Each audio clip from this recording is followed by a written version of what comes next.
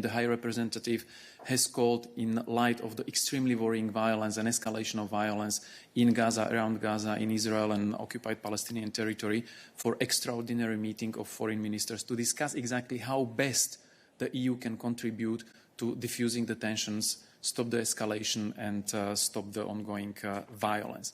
So the ministers and the discussion should give an answer to your first question: how do EU wants to proceed now? The EU actually, represented by the High Representative and also through individual bilateral contacts of member states, is already engaged since the violence erupted on last week. The High Representative Borrell was in frequent contacts with his counterparts, both from the EU member states and in the region, with the sole objective to make sure that the violence stops, that the civilians are not dying, that the civilians are actually protected, and that there are talks to solve not only the current crisis, but also the underlying causes, the root causes of the current escalation. And the value and the importance the EU is attaching to the work of media. The media have to be able to work in a free environment so that they can independently report about what is going on. And this is even more important in the situation of conflict, where objective, impartial information is crucial. So in this sense, I can only say that the destruction of media offices in Gaza is extremely worrying. And the safety and security of journalists and all their colleagues, the press people, is essential. And I can only repeat that independent reporting, especially in situations of conflict and especially from areas of conflict, is indispensable.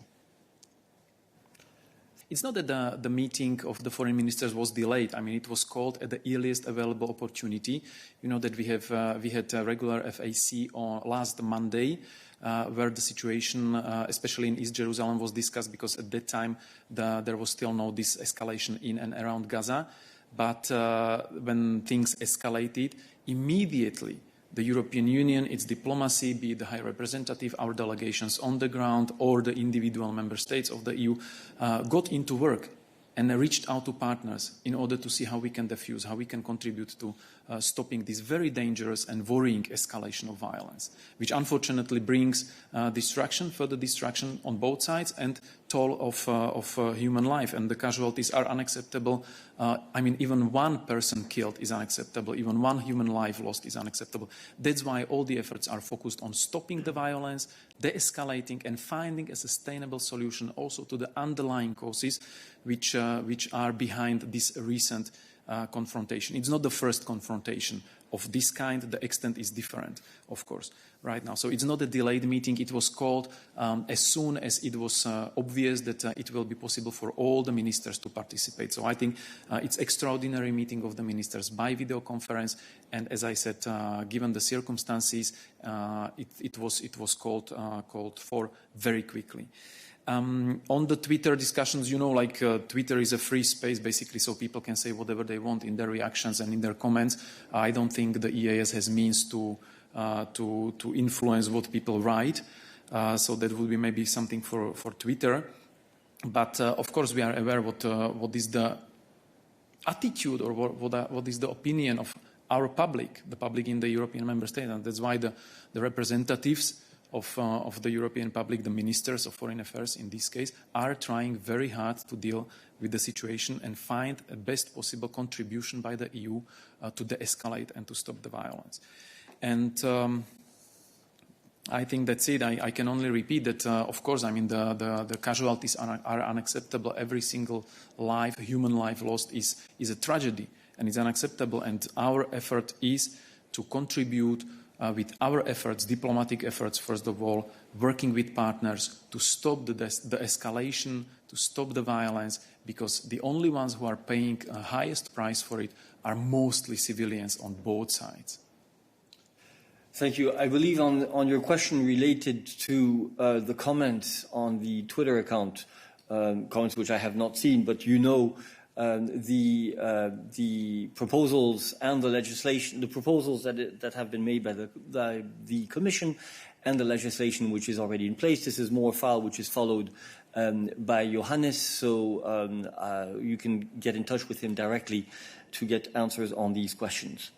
I'm not going to preempt the discussions by the ministers, but exactly, I mean, this was one of the questions or one of the issues why the meeting was called, to see how the European Union collectively as one body, as united body, can contribute and make appropriate contribution to all the efforts which are ongoing internationally to stop the violence, to contribute to the escalation, and to, if possible, restart the meaningful process that would tackle also the root causes. That means return to the Middle Eastern peace process, because only in direct negotiations between Israelis and Palestinians the issue can be solved and new escalation can be prevented, because this escalation is being fueled also by the fact that there is a long-lasting conflict that hasn't been solved until today. So let's wait until the discussion by the ministers. You will be informed about the content and possible conclusions of or results of the discussion by the High Representative at the press conference after that. So let's wait and see. But I can repeat and recall that the EU is very clear in what is the priority. The priority is to stop the violence, to de-escalate, to prevent further loss of life, to protect civilians, and to find sustainable solutions to the underlying causes of the current situation and to the root causes of all the conflict and tension. On the expectations from the FAC, I was just explaining previously that the aim is to discuss and to see what the EU can do, how we can best contribute to the solution of the situation, the escalation, and stopping the violence. On the issue of sanctions, I think the position of the European Union on settlements in general and on evictions is very well known. We have been repeating it all the time. Settlements are illegal from our point of view. They are not in line with the international law. They are preventing the feasible and viable two-state solution. The evictions we have condemned repeatedly. We were calling also for reviews or rethinking of the decisions regarding the evictions. What is the priority right now is really, we see a worrying escalation of violence with increasing cost of human lives, mostly innocent civilians. So the priority now is to stop this, to stop the escalation so that there is no more destruction, no more people dying, and that the meaningful political process, the dialogue, can resume. This is the priority. Sanctions, you know the policy of the EU when it comes to sanctions. Sanctions are not a policy. Sanctions are an instrument when everything else fails. And sanctions are agreed by the member states by unanimity. At this stage, no one, as far as I'm aware, in the current discussions brought up the issue of sanctions on the table. So let's not jump ahead. Let's focus on trying to diffuse the situation, trying to solve the situation through normal diplomatic and political means. On the freedom of speech, I'm not aware about the meeting you were mentioning, so I don't know what was said in that meeting. And again, it's not up to us to comment the content or presumed content of discussions between companies, be it social platforms or even media, and representatives of third countries. I can only recall what is important for the European Union, and that's the fact that the media should be able to operate in a safe environment, independently, freely. Their security needs to be ensured, and independent reporting from areas of conflict, especially from areas of conflict, is very important for the world public opinion. I can only repeat that the EU sanctions are not a policy, they are an instrument. And this instrument is applied whenever there is a consensus of all 27 member states that we are going to use this instrument, and defining and agreeing by unanimity against whom we are going to use this instrument. In the current situation, all the discussions right now are urgently focused on the main priority, and the main priority in the current situation in this specific context is to stop the bloodshed, stop the escalation of the violence, and resuming diplomatic political talks to solve the issues and its underlying causes. Well, any position of the European Union in the field of foreign policy or external affairs, as you know, is agreed by the member states by unanimity. And so is any possible action in this field. So if there is a willingness among all 27 member states to do something, to agree on some kind of action, it requires consensus, and then you can do effective follow-up. So what we have currently is the result of the ability of the EU to agree on either statements or follow-up steps in order to enforce our values, our positions, or our calls.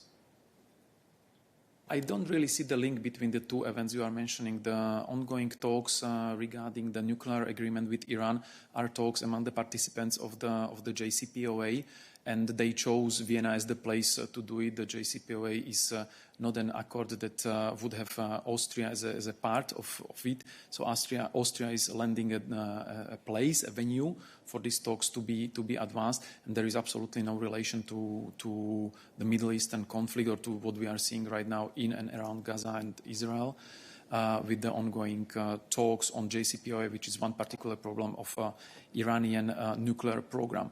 And on Austria's decision to put one flag or another, it's not really up to the EU foreign policy to say or to comment decision by member states, governments, whether they are going to put up a flag or not. What is going on in Vienna right now are talks, diplomatic efforts at expert level, to try to see how we can go back to the full delivery by the Iran nuclear deal. Iran nuclear deal is a deal about Iranian nuclear program. So what is tackled during these talks is how to return back to the full compliance with the provisions of this deal, and how to ensure that the United States can rejoin the deal and lift the sanctions against Iran. The subject of these talks is Iranian nuclear program. It's not the situation in the Middle East, it's not the situation in Persian Gulf, it's not anything else but Iranian nuclear program. So it's just one topic. On the evictions and the civil procedures, court procedures you mentioned, of course we are aware of all the details and all the aspects of the ongoing issues. We have diplomats on the ground. We have representation by the European Union in Jerusalem. We have diplomats from member states. So this situation is followed very closely. So we have a huge amount of information about what is going on. And based on the information, based on the assessment of this information, we then formulate our positions and also our declarations, statements and calls if necessary. So we are aware of this. But I repeat again one more time that what we are seeing now, everything can be discussed in length and in depth for hours, days, weeks, and years, even as it has been until now. But it just proves that the problem lies further deeper. And the problem is the unsolved issue between the Israelis and Palestinians, which is flaring up time and time again in these kinds of problems, skirmishes, confrontations, and violence. That's why we are saying that the latest worrying, extremely worrying escalation of violence needs to stop, and once it's stopped, we need to see how the root causes can be tackled, because without tackling the root causes, there will be just repetition of the same situation. And again, the only ones who are going to pay for it are mostly innocent civilians on both sides of the conflict. I guess by Commission you refer to Joint Commission, not to European Commission. But again, I would let the observers to observe and have their views, whatever they are, and I would let the diplomats do their work, finding solutions. Right now, the diplomats negotiating in Vienna negotiate the renewal of the Iranian nuclear deal, the JCPOA. So that's the main objective. All the other issues can be tackled afterwards, and what is going on in Gaza cannot be tackled in Vienna. What is going on in and around Gaza needs to be tackled down in the region in all its aspects. That's why we are saying once you restart a meaningful direct negotiations, you would solve all the problems which are jumping up nowadays and being there for a while already in the past, one by one, but only in political negotiations, not by armed confrontation.